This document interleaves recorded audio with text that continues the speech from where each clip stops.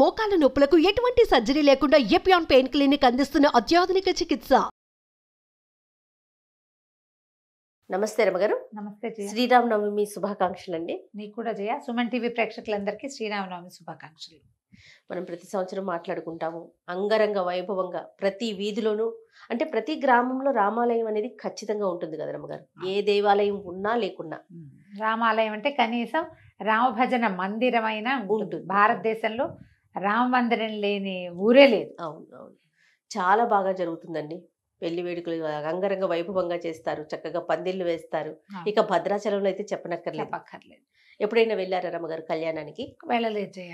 చాలా చిన్నప్పటి నుంచి రేడియో కామెంటరీ వింటాం అలవాటు మాకు. నాకు 4-5 ఏళ్ళు ఊహ వచ్చి బాగా మాట్లాడడం వచ్చిన దగ్గర నుంచి మా ఇంట్లో పెద్ద రేడియో బల్ల, పెద్ద రేడియో దానికి ఏమిటో ఇలా యాంటెన్నాలు అవి కూడా ఉండేవి చిన్నప్పుడు. టీవీకి కూడా యాంటెన్నాలు లేవు అసలు. యాంటెన్నాలు ఉండేవి, గందరగోళంగా ఉండేది. ప్లగ్ పెట్టడం బాగా వినేవాళ్ళం. మొత్తం రామాయణం పూర్తి కామెంటరీ. మధ్య మధ్యలో మా కజిన్ బ్రదర్స్ వాళ్ళు కూడా వెళ్తుండేవాళ్ళు.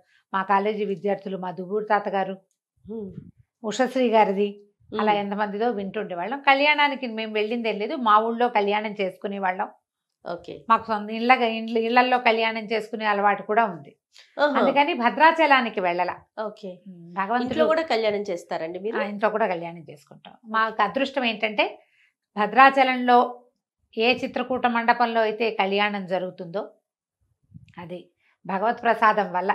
మా తాతగారే దాన్ని స్వయంగా నిర్మించారు. దాని నిర్మాణ పర్యవేక్షణ మా తాతగారే 1960sలో చిత్రకూట మండపం కట్టినప్పుడు తాతగారే అప్పుడు జీర్ణాలయ ఉద్ధరణ చేశారు కదా 60లో. అవును, నేను కూడా పుట్టలేదు, నేను పుట్టడానికి అప్పుడు ఇది ఆ చిత్రకూట మండపం తాతగారి దగ్గరుండి కట్టించారు.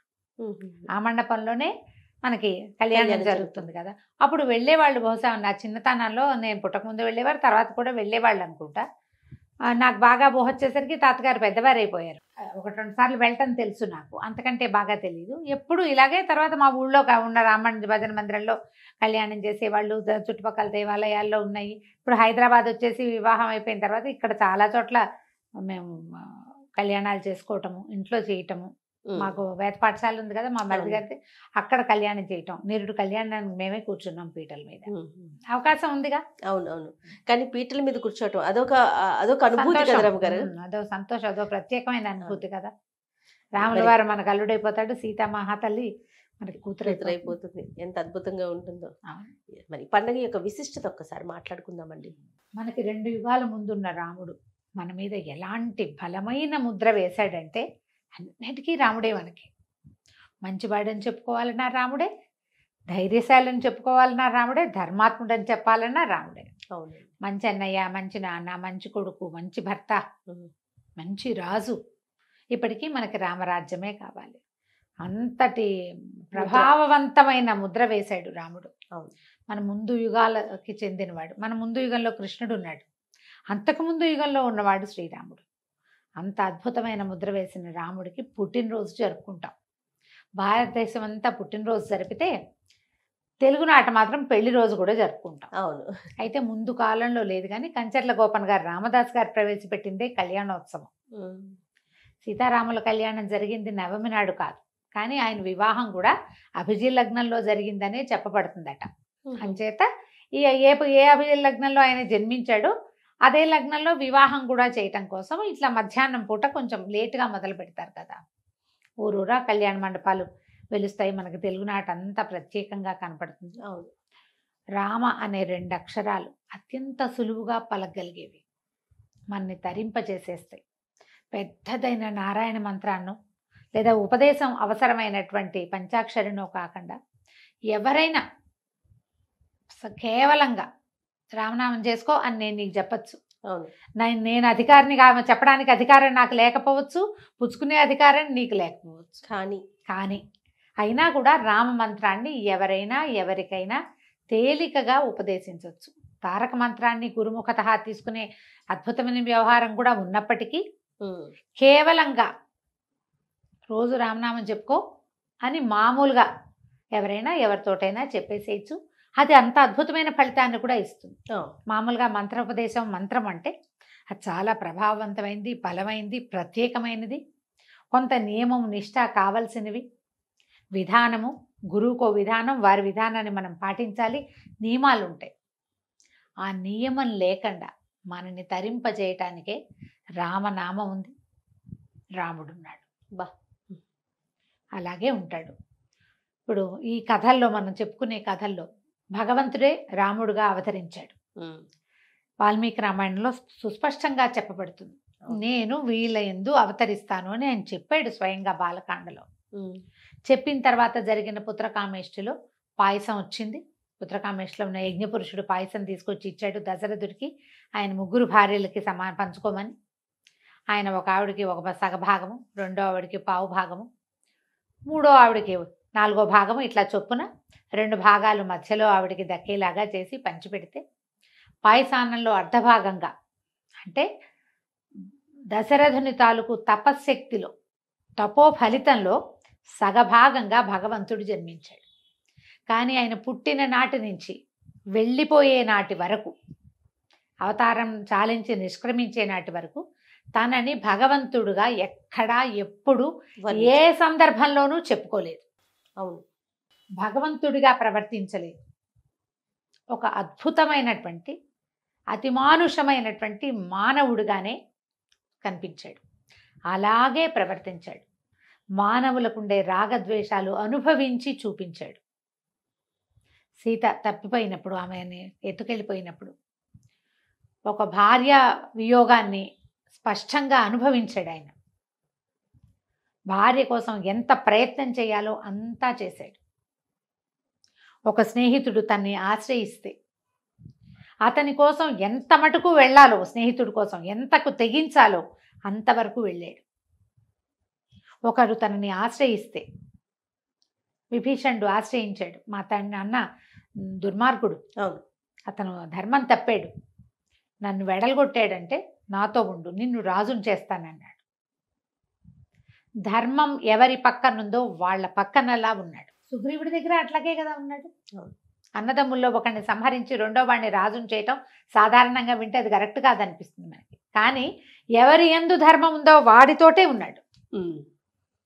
సుగ్రీవుడు ధర్మం తప్పి వాలి రాజ్యం తీసుకోలే, కానీ వాలి ధర్మం తప్పి సుగ్రీవుడి భార్యను తీసుకున్నాడు. వాళ్ళు అడిగేట, నువ్వు నన్ను అన్నయ్య ఆశ్రయించుంటే నీ భార్యను తీసుకొచ్చి చేతిలో పెట్టేవాడిని, నువ్వు సుగ్రీవుడు ఆశ్రయించవని.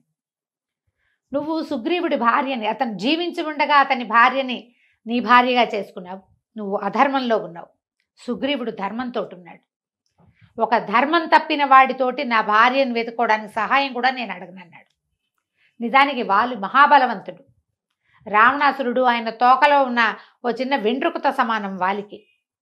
వాళ్ళని ఆశ్రయిస్తే చాలా సులువుగా పని అయిపోయేది. కానీ రాముడు ధర్మం తప్పడు. అధర్మంగా ప్రవర్తించేటువంటి వాలితోటి స్నేహాన్ని కూడా ఆయన ఇచ్చగించాలి. మనుషులు ఎలా ఉండాలో అలా చేసి చూపించాడు. నువ్వు ధర్మంతో ఉండు, బలవంతుడు కాదు, ధర్మాత్ముడితో ఉండు. బలవంతుడితో ఉంటే కొన్ని పనులు అవుతాయి, కానీ ఒక్కొక్కసారి వాడి బలం నీ మీదకి అతి బలంగా ప్రవర్తించవచ్చు. కానీ ధర్మాత్ముడితో ఉంటే వాడు ఎప్పుడూ ధర్మంతోటే ఉంటాడు, తన విధి విధానం ప్రకారం ఉంటాడు.